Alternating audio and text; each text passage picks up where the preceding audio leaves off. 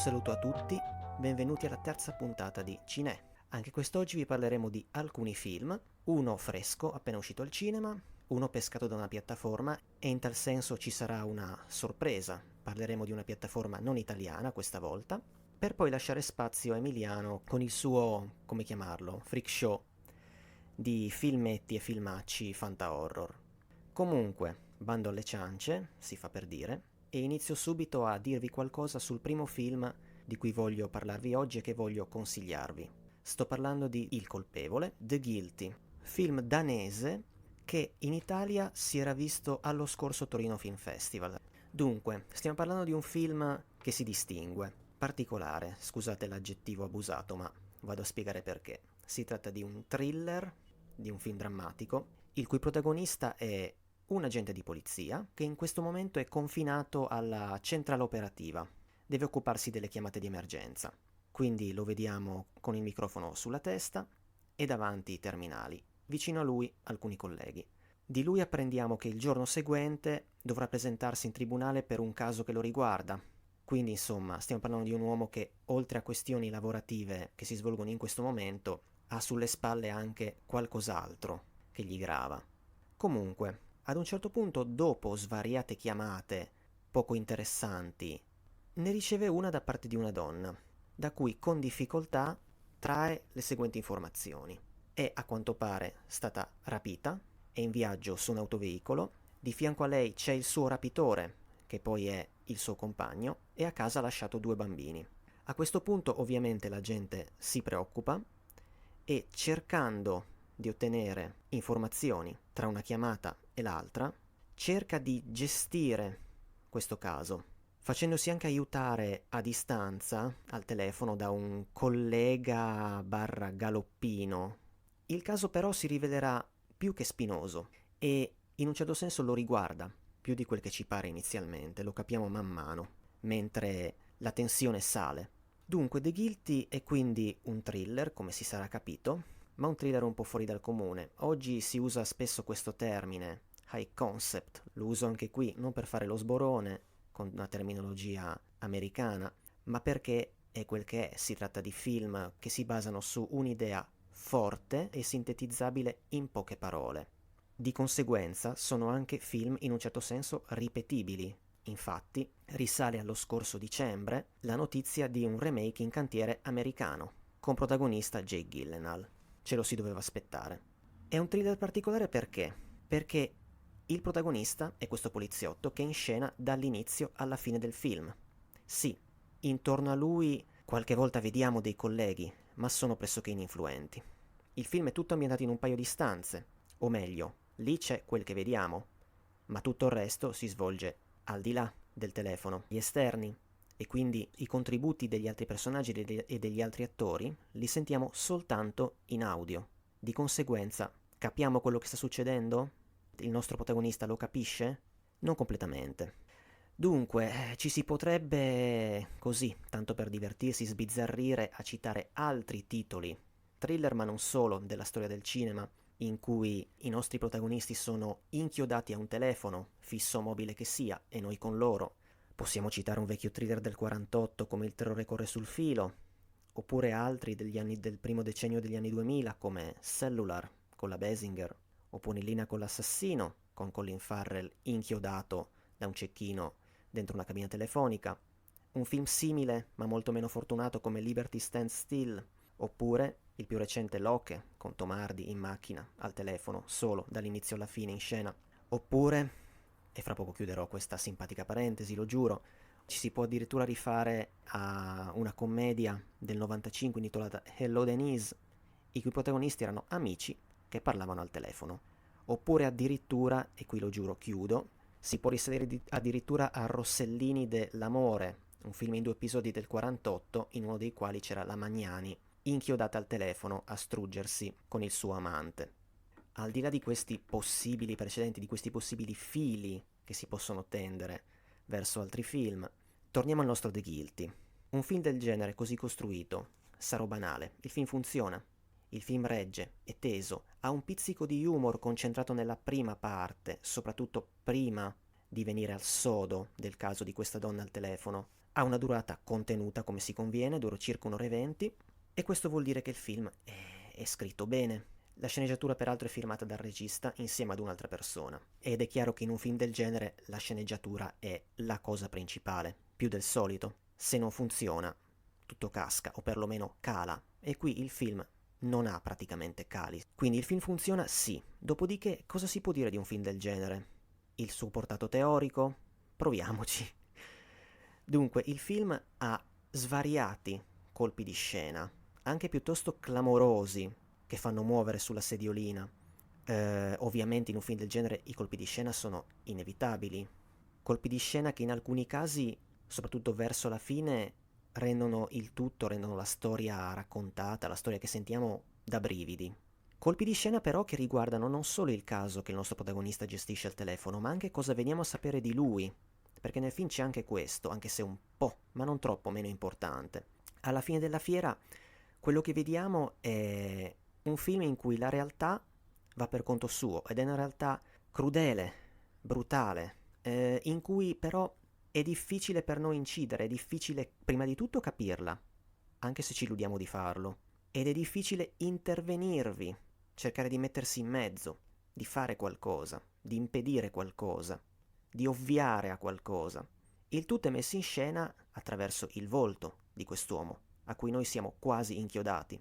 L'attore si chiama Jacob Sedergren, spero di averlo pronunciato bene. Ovviamente si tratta per lui di una performance piuttosto impegnativa, perché è protagonista assoluto davanti ai nostri occhi. Direi che se la cava bene, non strafà, anche se ci sono alcuni punti in cui il suo personaggio, più che comprensibilmente, perde la pazienza e pensa che tutto sia perduto. Appunto, noi spettatori abbiamo sempre il volto di questo protagonista davanti ai nostri occhi, però di lui che cosa sappiamo? Non sappiamo molto, veniamo a sapere le cose piano piano. Anche noi insieme a lui ci illudiamo di stare capendo quello che sta succedendo. Non è proprio così. Come capiamo man mano, c'è qualcosa nel passato di quest'uomo. Il protagonista è un uomo che ha sbagliato e che è destinato a sbagliare ancora. E proprio per questo cerca e decide di provare a fare ammenda, come una persona dovrebbe fare. C'è un momento del film in cui lo vediamo, ed è un momento piuttosto critico, in cui sembra non saper più dove sbattere la testa. Lo vediamo addirittura illuminato da un rosso che si è molto tentati di leggere come un colore simbolico. La luce in scena in quel momento è giustificata nel film, però è difficile non pensare all'inferno. Non credo sia un riferimento troppo azzardato quello che sto facendo, forse un po' facile, ma io l'ho interpretata così. È un po' come se il suo e anche il nostro inferno fosse qui e ora, come si suol dire. Quello di noi, persone che ci sentiamo un po' impotenti appunto a capire e ad agire significativamente, a incidere su una realtà drammatica. E l'inferno del protagonista è appunto anche lì, nei luoghi dove si svolge il film, nei luoghi in cui lo vediamo. Stiamo parlando di una centrale di polizia, è un luogo dove si dovrebbe tenere il controllo sulle situazioni, e invece non è proprio così. Anche se poi il film, come al solito, senza fare particolari spoiler, si chiude offrendo uno spiraglio di speranza. Detto questo, tornando un attimo indietro al TFF, il film era stato piuttosto apprezzato al festival. Aveva raccolto diversi premi, quello per la miglior sceneggiatura, un premio del pubblico, il premio per il miglior protagonista maschile e anche un premio minore, anzi una menzione per uno dei premi collaterali, ma lo citerei perché la motivazione è interessante. Il premio è chiamato Gli occhiali di Gandhi. Tra le motivazioni ci sono l'uso del dialogo come strumento di catarsi nella risoluzione di un conflitto e la mancanza di violenza messa in scena. Questo penso aiuti ulteriormente a capire che cos'è il film e, anche se vogliamo, un po' il suo valore umano, via. Dunque, forse il consiglio vale qui più che in altri casi. Sarebbe meglio probabilmente vedere il film in lingua originale. Non invidio chi si è dovuto sobbarcare l'onere di doppiare un protagonista in scena dall'inizio alla fine. Tuttavia, non credo, vista la forza del soggetto del film e del film come è venuto, che il doppiaggio possa realmente rovinarlo. Quindi lo consiglio. Il film è The Guilty, il colpevole. Detto ciò, passiamo alla seconda parte del podcast con un film attinto da una piattaforma gratuita. Quest'oggi voglio guardare al di fuori del nostro paese perché, grazie al settimanale Film TV, mi sono ricordato dell'esistenza di un'altra piattaforma creata da un regista come si suol dire di culto. Sto parlando di Nicolas Winding Refn e della sua piattaforma gratuita bynwr.com. Sì, NWR perché ormai il regista è praticamente una griff, insomma. Viene in mente quel NWR che accompagnava i titoli di The Neon Demon, il suo ultimo lungometraggio. Comunque, questa piattaforma è nata l'anno scorso e propone dei film restaurati, fatti restaurare dal regista, accompagnati da un ampio approfondimento. I titoli scelti sono film underground, film exploitation, soprattutto risalenti agli anni 60, titoli poco noti, quando non pochissimo, qualche volta a rischio di andare perduti, a giudicare da cosa leggiamo nei cartelli finali di alcuni film che ci danno dei dati minimi sul lavoro di restauro effettuato, titoli che hanno a che fare con la formazione da cinefilo del regista. Nell'intervista pubblicata sull'ultimo Film TV, lui dice che si tratta di film visti in una fase in cui era allettante per lui vedere titoli considerati diseducativi, inammissibili, che però l'hanno fatto entrare in un mondo di visioni cinematografiche, variegato. Aggiunge poi una questione politica legata al gusto, cioè cosa è giusto e sbagliato, cosa è bello e brutto, chi lo decide? È una questione individuale, sostiene lui, e l'arte deve essere vissuta come un rapporto fra i creatori e i fruitori. Il regista insomma ci invita a esplorare un sottobosco cinematografico che in qualche caso può anche includere delle gemme, e su questo vorrei poi tornare un attimo fra poco. Il sito propone una divisione in volumi, a loro volta suddivisi in capitoli. Ne sono previsti 5, ogni volume ha un titolo, il primo si intitola Regional Renegades, ed ecco, devo dire che ho esplorato i film di questo primo capitolo e devo dire che non è stato facile non è stato immediato trovare un titolo di cui parlare in questo podcast, nel senso che Regional Renegades propone di B-movie è poco, dei Z-movies anni 60 che vanno tra il mediocre e l'incredibilmente brutto, ma di questo credo che il regista, non essendo pazzo, ne sia perfettamente consapevole. Sono film che sarebbe stato da parte mia sciocco, irresponsabile in un certo senso, consigliare, tanto più che già Emiliano ha la sua parte di podcast in cui di solito parla di film diversamente belli. Si tratta di film noiosi, ma con qualche momento divertente se si è disposti a stare al gioco e se si ha pazienza tra una lungaggine, una sequenza interminabile, un'altra messa in scena con insipienza e nudi femminili assortiti, ma non sempre. Una volta compreso ciò, mi sono rivolto a un film che si annunciava come decisamente più interessante. Sto parlando di Night Tide. Il film è nel volume 2, intitolato Missing Links. Costituisce il capitolo 1 di questo volume ed è, come al solito, accompagnato da variegati materiali extra da leggere e da vedere. C'è un articolo sul regista, che è Curtis Harrington, uno sul film, un confronto tra le location di ieri e quelle di oggi, un articolo sulle sirene, sì, perché in questo film c'è una sirena, un altro che propone 10 film ambientati almeno in parte in fiere o Luna Park, insomma, come questo film, un altro articolo sull'uso dei tarocchi in Night Tide, uno più breve sul restauro, che ci informa come il negativo originale fosse in stato di avanzata decomposizione, e il film è stato recuperato in 2 fasi, una qualche anno fa e una poco tempo fa, fase nella quale si è tornati sui traballanti materiali che si erano ottenuti per averne infine una resa che è straordinaria, soprattutto una volta appreso che il film versava in condizioni pessime. Comunque, tornando al regista Curtis Harrington, la sua autobiografia si intitola Nice Guys Don't Work in Hollywood. Il sottotitolo è The Adventure of an Estate in the Movie Business. Già intrigante, no? Refn dice di lui: la sua carriera non è andata come avrebbe dovuto e ne era amareggiato. Addirittura invece IMDb lo definisce shamefully underrated. Si tratta di un regista dalla carriera oggettivamente interessante e variegata, di cui io ammetto non sapevo molto, perché è iniziato come cineasta underground, addirittura collaborando con il ben più noto Kenneth Anger, di cui è stato assistente alla regia in Pius Moments e attore in The Inauguration of the Pleasure Dome. Gira tra gli anni 40 e i 50 una manciata di corti. Un paio di questi si possono vedere su YouTube in buona qualità. Uno è On the Edge, che è molto interessante e affascinante, è recitato dai genitori del regista. È un corto essenziale, ermetico, in bianco e nero, che personalmente trovo più accessibile dell'altro, The Wormwood Star, di qualche anno dopo, con un'attrice particolare, su cui tornerò, che ritroviamo nel film Night Tide. Un cortometraggio sicuramente più abbondantemente simbolico, ma visivamente bello. Comunque per gli interessati esiste un box set, non italiano, con i corti di Harrington.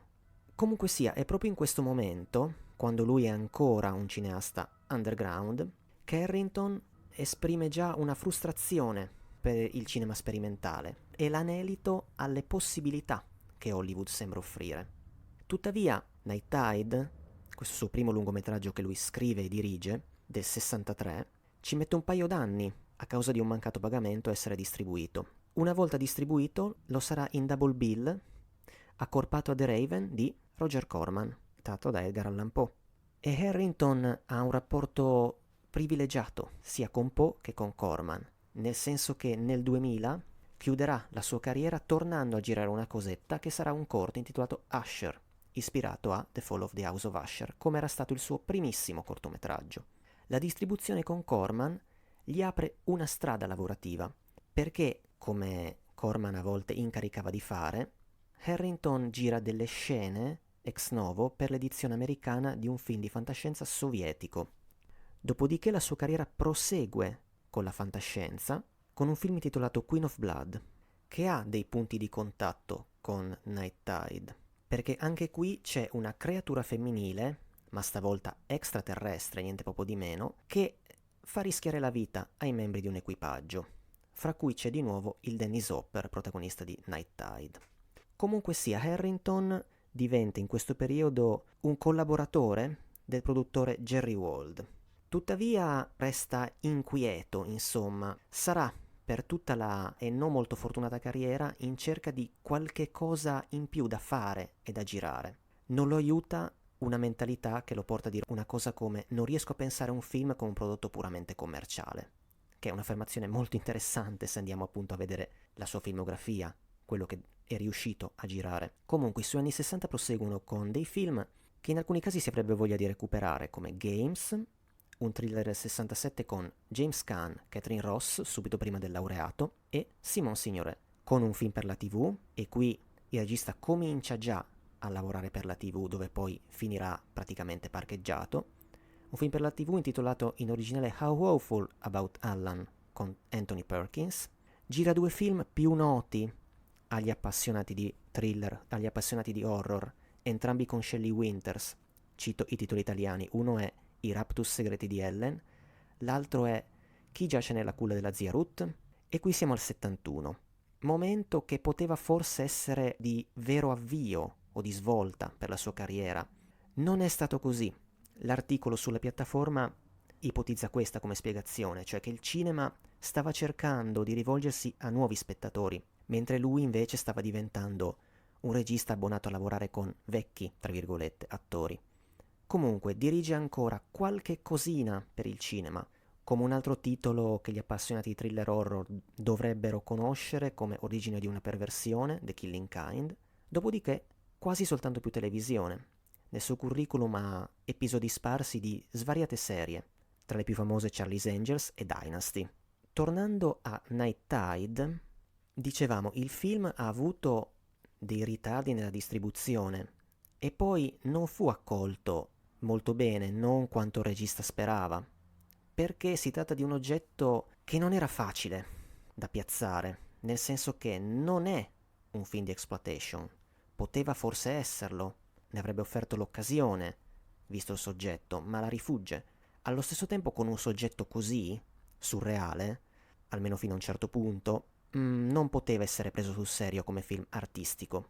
Tuttavia l'autore dell'articolo sulla piattaforma la spara forse un po' grossa, ma forse ci sta nel tentativo di rivalutare e dare il giusto peso a questo buon film, dicendo che oggi ci appare addirittura come l'inizio di praticamente tutto il cinema indipendente che poi verrà e che conosciamo meglio, come quello di Jarmusch, di Harmony Korine, addirittura di David Lynch.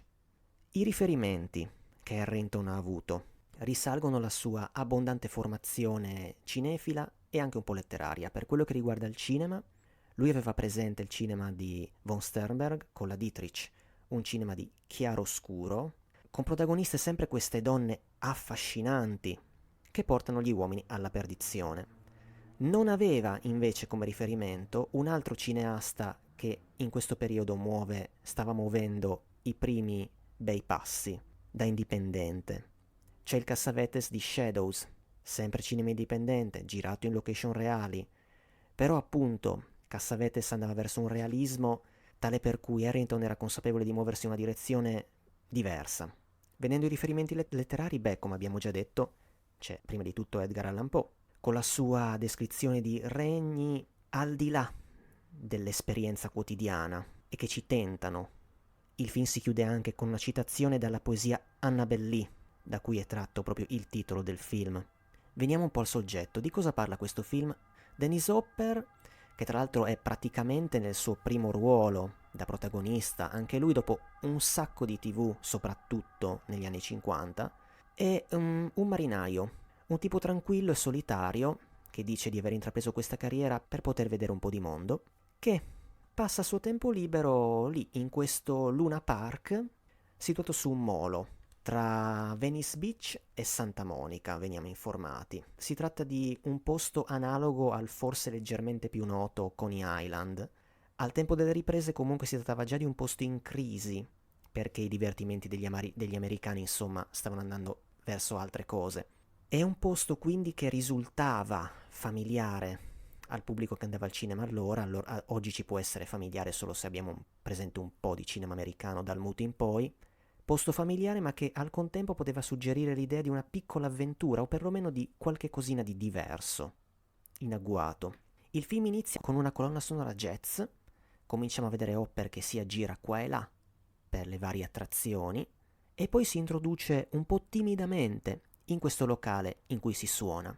La camera carrella su alcuni avventori che lui ha di fronte e poi va a fermarsi su questa ragazza, di nome Mora. Il personaggio è interpretato da tale Linda Lawson. IMDb ci informa che anche lei ha in curriculum soprattutto tantissima televisione, fino agli anni 2000. È una bella ragazza, alta, dai capelli lunghi scuri, che ha un'espressione distante, sembra essere distaccata dalla gente che è intorno ed è concentrata sulla musica. Sempre col suo fare un po' timido, lui la approccia, riesce faticosamente a farsi dare dell'attenzione e il giorno seguente inizia a conoscerla meglio, durante una colazione a base di pesce, ebbene sì. Lei vive in un appartamento al di sopra di una giostra, un appartamento addirittura con vista mare, e insomma, in questi casi ci si chiede che cosa fai per vivere. La sua risposta è: faccio la sirena. Lei infatti fa quello, lì, è un'attrazione vivente, in una vasca, con una lunga pinna che le chiude le gambe, sta lì, ferma e muta, a farsi ammirare da chi paga il soldino, insomma. È una donna bella, dicevamo, e misteriosa. Questo ci è subito chiaro, ma non è l'unica in questo film. Infatti, chi è quest'altra donna più anziana che le parla in una lingua che non capiamo e sembra quasi spaventarla e che rivediamo in un secondo momento del film a influenzarla negativamente? Questa donna che appare e scompare, chi sarà? Mistero che ha un riferimento. Il riferimento è a un personaggio a momento analogo del più noto Cat People, Il bacio della pantera, un classico dell'horror basato sul non visto ad opera del produttore Val Newton. Anche qui Harrington, cinefilo, conosceva molto bene questi horror americani anni 30 e 40. Comunque, tornando al nostro protagonista, comprensibilmente si infatua di questa donna, comincia un'amicizia che poi diventa un amore, ma i vari personaggi, gli altri personaggi con cui viene a contatto cominciano a dargli delle informazioni su di lei e a metterlo in guardia. Cosa veniamo a sapere? Prima di tutto che i suoi ex sono malamente scomparsi. Nella sequenza di dialogo in cui viene informato di questo c'è un passaggio divertente in cui un'altra donna, la figlia di un giostraio, quando gli viene comunicato che comunque non ci sono prove a carico di Mora, esclama: beh, non ci sono prove, però porca miseria, è già qualcosa, insomma, no? Due compagni morti alle spalle, me ne terrei alla larga. E poi c'è questa figura maschile che è sia il suo boss dal punto di vista lavorativo che un mentore, una figura praticamente paterna, colui che l'ha raccolta da un'isola, niente proprio di meno, che ad un certo punto si apre con lui e gli svela tutto, dicendogli che questa ragazza è parte di una razza antica che si crede non esista, e invece esiste, e non solo, è molto pericolosa, stia attento perché lo porterà alla morte. Così succede ai maschi che le stanno intorno. Il nostro marinaio si rivolge anche a una cartomante che grossomodo conferma questo, conferma la presenza di un pericolo che incombe su di lui. Un pericolo però un po' impreciso. In che cosa sta? La risposta è dentro di lui. Questo è quel che gli dice. Ecco, questa cartomante è interpretata da un'attrice che era una vecchia conoscenza sia di Harrington che anche del suo vecchio compare Kenneth Anger. Stiamo parlando di Marjorie Cameron. Era una seguace di Crowley, era apparsa in The Inauguration of the Pleasure Dome e nel corto che citavo prima, il secondo cronologicamente, che compare su YouTube, The Wormwood Star, in cui recita uno scritto suo e del marito, Jack Parsons, e lungo quasi tutta la durata del film vediamo particolari di opere dipinte da lei. Ecco, è proprio questa attrice che, stando a quanto leggiamo sul sito, non solo aggiunge qualcosa all'affascinante aura del film, ma ha portato Nicholas Winding Refn a citare l'influenza del film anche a livello di ambientazione in The Neon Demon, per quello che riguarda appunto il ritratto di Los Angeles in questo suo film. Torniamo al film e ai suoi personaggi. Lei, quindi, Mora, è tormentata. C'è un passaggio in cui dice una cosa interessante a lui, cioè che gli americani hanno questo modo semplice di vedere le cose, credono solo in ciò che è tangibile, in ciò che vedono, in ciò che toccano. Però lei sì, c'è poco da fare. Lei sa, si sente di essere davvero una sirena, sente il richiamo della sua gente, perché questa donna misteriosa pare essere appunto colei che con la sua presenza le ricorda chi è lei e il mondo da cui viene. Il richiamo del mare e della luna piena, che dice le fa sentire uno strano desiderio, quello appunto di tornare nell'acqua. Quindi attraverso questi vari confronti con i personaggi, il nostro protagonista Johnny, interpretato da un Hopper piuttosto misurato, ne sa man mano di più, però ovviamente questo porta sofferenza. Ci si chiede se sarà vero, se sarà vera questa incredibile verità. Succedono davvero queste cose? Esistono davvero questi esseri nel nostro mondo? Tanto che arriva a dubitare di quello che vede, complici anche un paio di incubi. In uno addirittura il film vira brevemente nel monster movie. Ecco, che cosa succede poi? Beh, qualcosa effettivamente gli accade, qualcosa lei fa, non solo a se stessa, ma anche a lui. Tuttavia, e qui veniamo al finale, proprio quando il dramma e l'incubo sembra giunto al suo picco per il protagonista, ritorniamo alla razionalità, anche se il dramma resta. Quindi è un film con una donna forse fatale, con amore e morte, o meglio con amore e minaccia di morte, con la possibilità di un amore difficile e una morte minacciata, incombente. Amora comunque, come accennato, si contrappone, un po' come nel classico schema noir per capirci, un'altra donna di tutt'altro tipo, una donna sicuramente più rassicurante, anche se un po' meno affascinante di Mora. Giustamente l'articolo riguardante il film sulla piattaforma rileva la sua obsession with fetching cups of coffee. Ha sempre una tazza di caffè in mano da offrire al nostro protagonista per farci due chiacchiere e magari chissà, anche sperare di allontanarlo un po' da questa donna pericolosa. Il film è forse leggermente lento, però c'è da dire che riesce a costruire abbastanza un suo mondo e una sua atmosfera.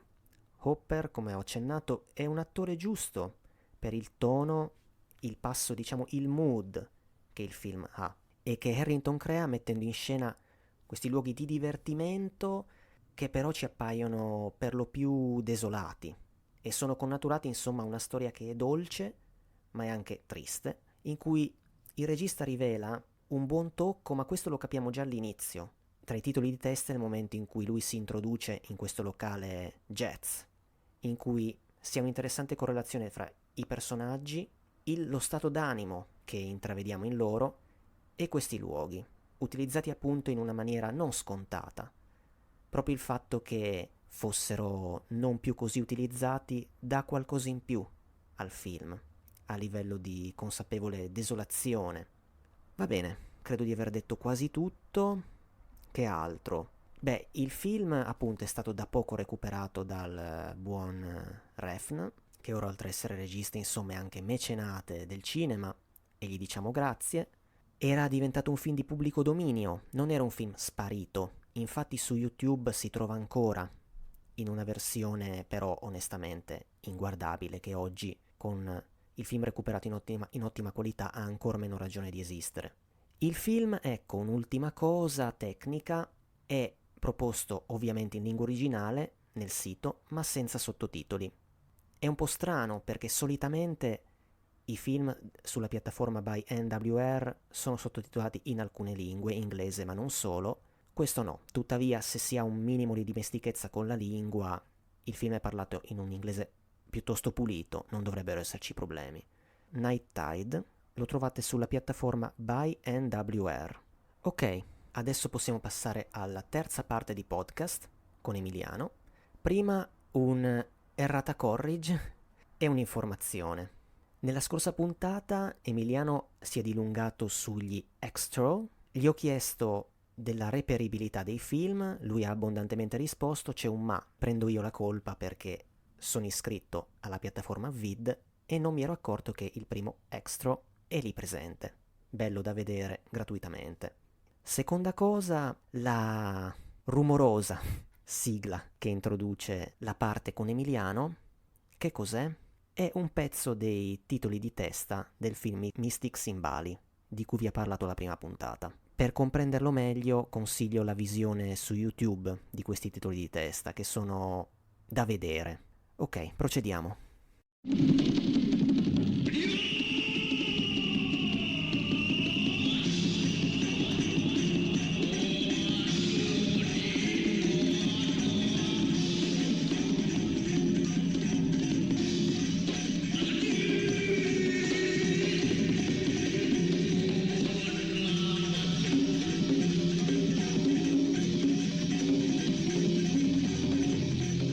Ben ritrovati. Proseguendo il discorso iniziato nella puntata precedente, dove avevamo affrontato una trilogia di film piuttosto particolare, ovvero i tre extra, mi premerebbe parlarvi di una quadrilogia, la quadrilogia dei Watchers. Si tratta di quattro film variamente ispirati ad un romanzo intitolato per l'appunto Watchers, è uscito in Italia come Mostri, a firma di Dean R. Koontz, uno scrittore non necessariamente di romanzi dell'orrore, spesso e volentieri è stato identificato come uno scrittore di suspense, che in realtà nel corso della sua carriera ha affrontato vari generi, tra cui anche la fantascienza, sempre a tinte thriller, con romanzi come Generazione Proteus, o altrimenti conosciuto come Demon Seed, da cui venne tratto l'omonimo sia in italiano che in inglese film di Donald Cammell. Watchers o Mostri è un romanzo difficile da riassumere perché ha più linee narrative e attraversa in realtà più temi e generi. Almeno una di queste linee è a tinte noir e sfocia addirittura nella spy story con venature di paranoia da guerra fredda. Il romanzo è stato scritto negli anni 80, è uscito nell'87 in America e la prima edizione italiana dell'89. Ma volendolo proprio ridurre ai minimi termini, che è quello che poi fecero i film, è la storia di un esperimento genetico che ha dato alla luce due creature, un cane, un golden retriever dall'intelligenza quasi umana, anche se incapace di parlare, e un mutante progettato come macchina per uccidere. Entrambe le creature sono fuggite dal laboratorio di ricerca e oltre ad essere braccate da una squadra di agenti governativi, sono anche l'una a caccia dell'altra. Infatti il mostro è sulle tracce del cane perché è intenzionato ad ucciderlo.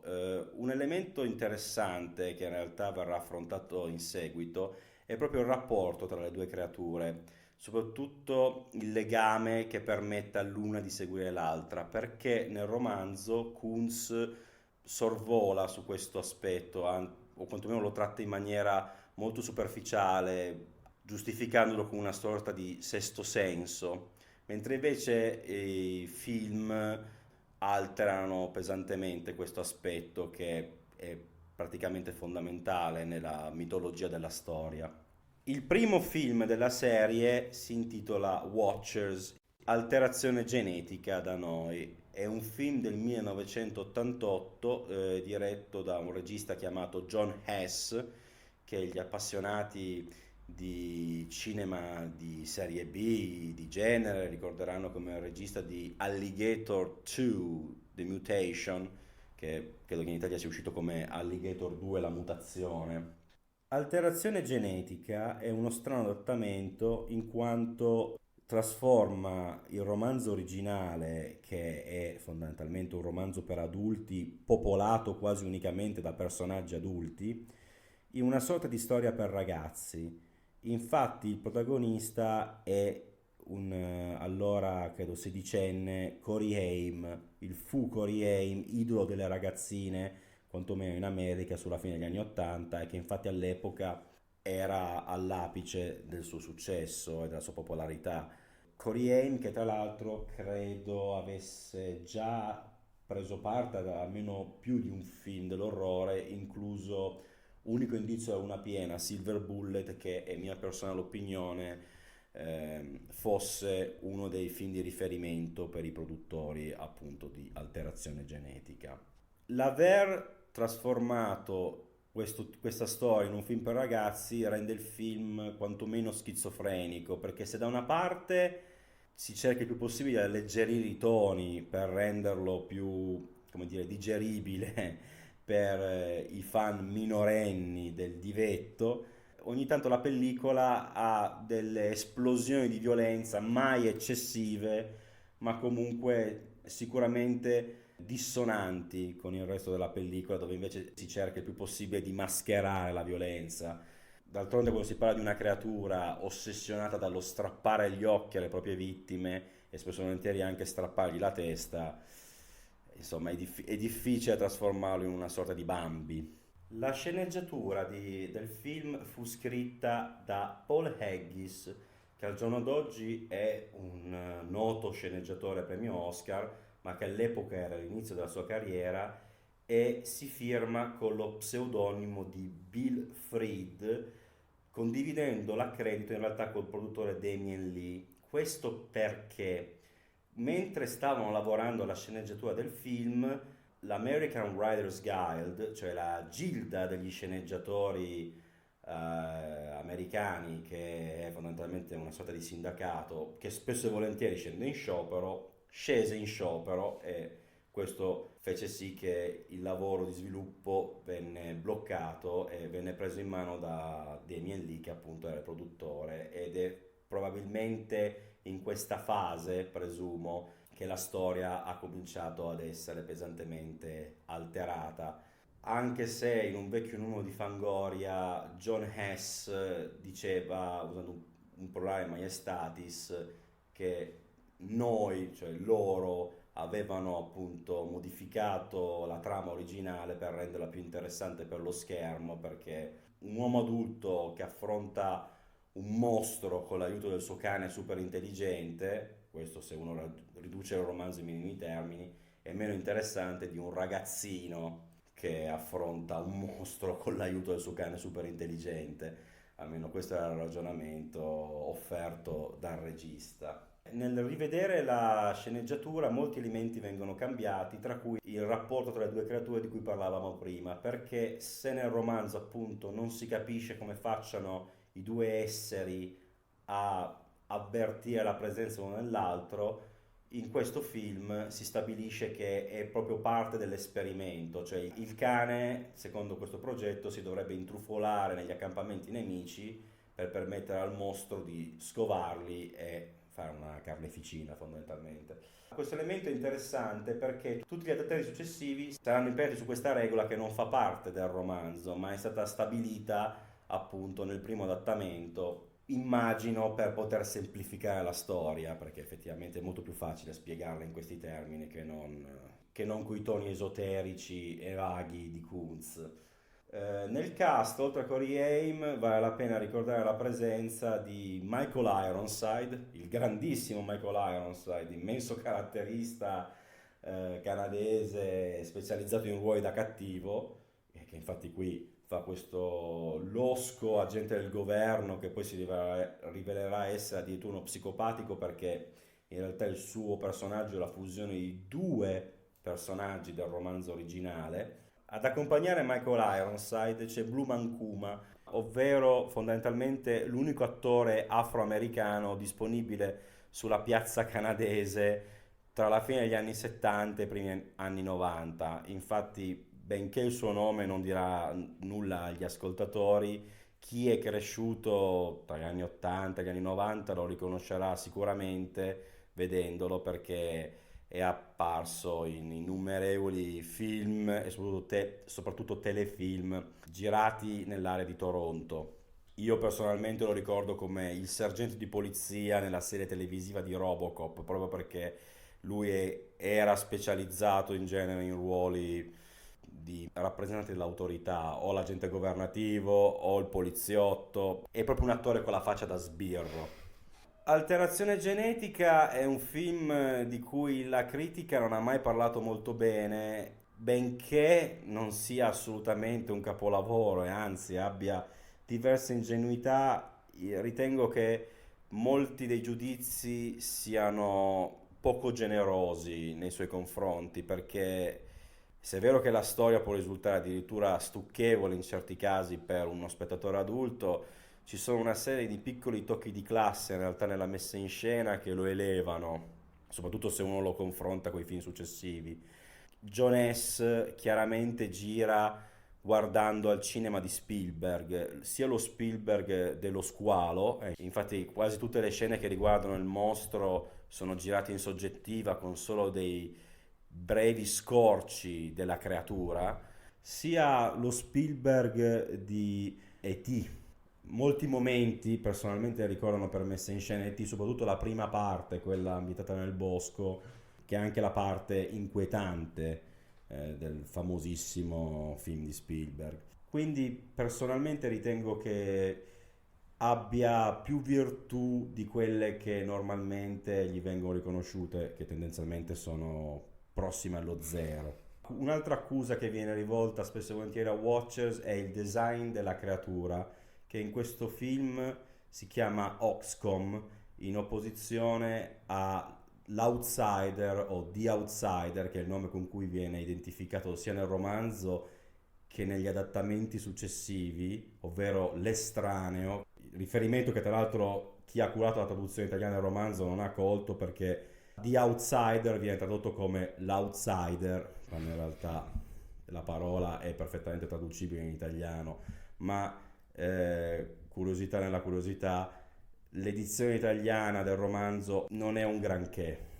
Giusto un anno fa ho avuto modo di leggere per la prima volta il romanzo in lingua inglese e oltre a rendermi conto della qualità discutibile della traduzione, ho pure scoperto che l'edizione italiana, quantomeno quella in mio possesso, che è il paperback della Sperling e Kapfer, che però presenta la stessa traduzione della primissima edizione italiana, come stavo dicendo, questa nostra versione nostrana è tagliata, mancano alcuni passaggi che sinceramente credo siano stati tagliati in maniera del tutto arbitraria, anche se va dato un minimo di beneficio del dubbio agli editori italiani perché benché l'edizione da Meletta non lo specificasse, potrebbe anche trattarsi di una versione, come dire, unabridged o comunque riveduta, che non è una prassi così insolita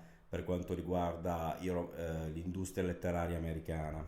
Come stavo dicendo, una delle accuse che vengono normalmente rivolte a Watchers è il look del mostro, che molti dicono essere copiato dalla creatura conosciuta come, dagli appassionati di film d'orrore, come Fluffy, che appare in uno degli episodi di Creepshow, il film diretto da George Romero e scritto da Stephen King. In realtà, se uno legge il romanzo, è evidente che, al di là di alcune trovate linguistiche atte a rendere la descrizione del mostro più suggestiva, assumendo addirittura in certi casi dei toni gotici, è evidente come Kunz avesse in mente Fluffy come riferimento per la sua creatura. Infatti, in entrambi i casi si parla di esseri scimmieschi con gli occhi gialli che brillano nel buio e con la bocca da coccodrillo. Creepshow è dell'82, tra le due opere ci sono 5 anni di differenza e Kunz aveva avuto tutto il tempo per guardare più e più volte il film scritto dal suo collega, che tra l'altro a sua volta lo cita in Tommy Knockers, Le creature del buio. Infatti c'è un passaggio di Tommy Knockers dove la protagonista sta leggendo Mostri di Kunz. Alterazione genetica 2, nonostante il titolo, non è un sequel. In realtà è proprio questo che rende questa quadrilogia interessante, il fatto che i film sono legati tra loro da legami piuttosto variegati. Questo secondo capitolo vuole essere un nuovo adattamento del romanzo di Kunz e in realtà gli aficionado dicono essere l'adattamento superiore tra i due. Io personalmente dissento da questa opinione, in quanto le uniche due cose che effettivamente questo film rende o cerca di rendere meglio rispetto al primo adattamento sono, beh, il fatto che questa volta sì, abbiamo come protagonista un uomo adulto che ha le fattezze spigolose di Mark Singer, attore che molti ricorderanno per essere uno dei protagonisti della serie Visitors, l'originale, insieme a Michael Ironside tra l'altro. Appunto, questo protagonista adulto, ex membro delle forze speciali, che è una caratteristica che ha in comune con il protagonista del romanzo, e poi la natura tormentata del mostro di Outsider. Il mostro, infatti, nel romanzo di Kunz è l'incarnazione del rancore, una sorta di moderna creatura di Frankenstein che odia gli altri tanto quanto se stesso. Questo secondo adattamento cerca di esplorare questo tema, anche se in maniera non particolarmente riuscita.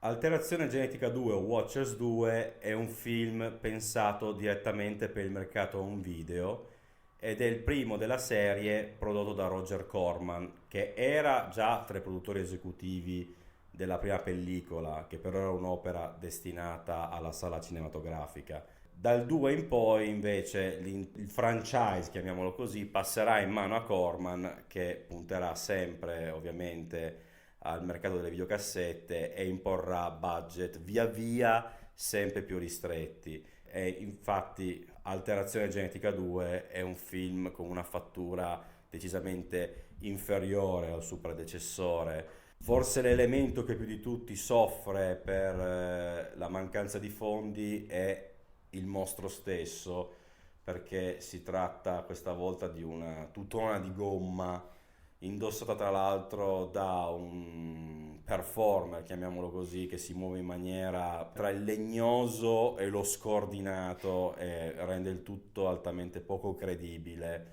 Se bisogna proprio dare la colpa di qualcosa al regista, c'è il fatto che lo mostri troppo presto e troppo chiaramente. Nel cast del film, oltre a Mark Singer, vale la pena ricordare la presenza di Irene Miracle, che era Rose, la sorella del protagonista di Inferno di Dario Argento, e che in questo film ci offre anche una mezza scena di nudo poco prima di venire uccisa dalla creatura. Spoiler alert. Come Alterazione Genetica 1, anche il suo sequel in realtà vanta una firma, o anzi delle firme relativamente illustri alla sceneggiatura, che è ufficialmente accreditata a tal Henry Dominic, che però è uno pseudonimo dietro il quale si celano John Brancato e Michael Ferris, due all'epoca giovani sceneggiatori che appunto, proprio perché non erano ancora iscritti alla VGA, non avevano potuto usare il loro nome. Brancato e Ferris negli anni continueranno a lavorare assieme su vari progetti, tra cui vale la pena nominare The Game di David Fincher e anche Terminator 3, film decisamente più costoso del loro esordio cinematografico. Per quanto riguarda la disponibilità, Alterazione Genetica, che in Italia ai tempi uscì anche al cinema perché ne possiedo la locandina originale, non ha mai avuto un'edizione digitale, quantomeno da noi, ed è sempre stato disponibile solo in videocassetta, sia per il noleggio che per la vendita, oltre ad aver avuto almeno un passaggio televisivo, perché il sottoscritto la prima volta lo vide in prima visione su Italia 1 nei primissimi anni 90. Alterazione Genetica 2 invece in Italia uscì unicamente per il circuito del noleggio, non fu mai realizzata un'edizione per la vendita e infatti il sottoscritto possiede la videocassetta ex nolo. Per quanto riguarda l'estero, esiste una buona edizione DVD per il mercato americano, la quale nonostante sia completamente scevra di extra, presenta un ottimo transfer del materiale, cosa che permette di apprezzare alcuni dettagli che nelle precedenti edizioni su nastro analogico si andavano a perdere per via della ridotta luminosità dell'immagine. E oltre a quello c'è da dire che il film è molto più apprezzabile in inglese che non in italiano, soprattutto per alcuni piccoli tocchi di classe voluti dal regista, come ad esempio il suono degli artigli del mostro sul pavimento, che è un elemento su cui Kunz insiste tantissimo nel romanzo e che nel doppiaggio italiano completamente si perdono. Alterazione Genetica 2 Watchers 2 invece è stato disponibile solo brevemente in un'edizione che lo vedeva abbinato al primo film, edizione che ormai è fuori catalogo, nonostante entrambi i film siano di proprietà della Lionsgate e potrebbero essere ripubblicati in qualsiasi momento. Ok, per questa volta direi che abbiamo parlato abbastanza, ne converrai. Il discorso sui Watchers lo riprendiamo alla prossima puntata. E che dire, se vi piace quello che stiamo facendo, seguiteci mettendo un bel mi piace alla pagina Facebook, condividendola, condividendo le puntate. Fatelo perché per noi è importante. Un saluto da Alessio. E da Emiliano, se ci mandate anche una donazione via PayPal, a noi non fa schifo, eh.